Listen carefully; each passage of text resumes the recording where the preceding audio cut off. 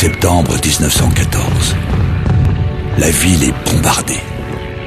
Boulevard Jean Jaurès, les ateliers Émile Gallet décident de créer des décors patriotiques pour soutenir le moral des troupes.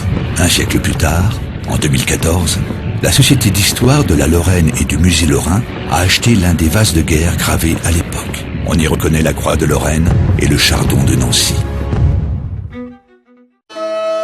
Côte à côte, un homme et une femme, enlacés pour l'éternité. Ils rentrent de Jérusalem. Elle se blottit contre lui, après une si longue absence. Sculptée au XIIe siècle, cette célèbre image des croisades est conservée au palais des Ducs de Lorraine, à Nancy.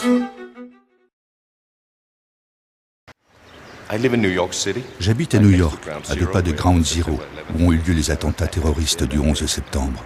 J'étais chez moi ce jour-là, avec mon fils cadet, à 200 mètres de là. Suite à ces attentats, j'ai beaucoup réfléchi à ce qui pouvait pousser des jeunes hommes à devenir terroristes. Pourquoi se tourner vers un acte terroriste au lieu de construire une école dans sa ville natale? Je me suis dit que je pouvais peut-être explorer le sujet en partant de Gavrilo Princip. Je pense qu'il y a aussi un autre parallèle entre l'assassinat de François Ferdinand et le 11 septembre. Il s'agit d'un seul acte commis par une poignée d'hommes. Un acte très mal organisé, où le hasard et la chance jouent un grand rôle.